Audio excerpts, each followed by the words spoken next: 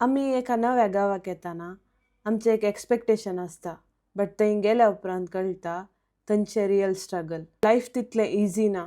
हांव शारजा रावून आसा आनी म्हाका जॉब मेळ्ळें दुबयंत. सो हांगाथावन म्हाका म्हज्या ऑफिसाक वचूंक 2 घंटे लागतले.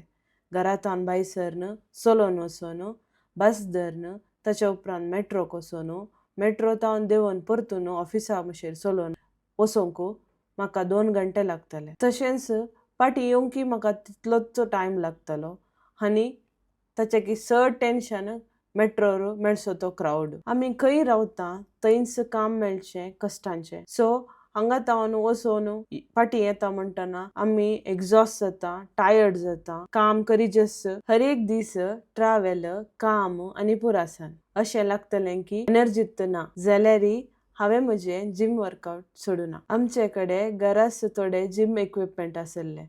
ते देळा हांव आनी म्हजो हजबंड सांगाता घरात वर्कआवट करतले. आमच्या हेक्टीक रुटीनांतल्यान आमकां आमचोच म्हणलो वेळ जाय आसलो आनी तो जावन आसलो आमी सांगाता करचें तें जीम वर्कआवट. कितलेंय स्ट्रगल आसून दी तें रुटीन आमकां संवय जाता. ग्रोथ अनकम्फर्टेबल वय, बट आमकां तें मेळाजें जाल्यार आमी आमचें कम्फर्ट झोन सोडिचें पडटा. दुसऱ्या कंट्रीक येवन रुटीन सेट करन सर्वायव करचेंत एक व्हडलें प्रोग्रेस.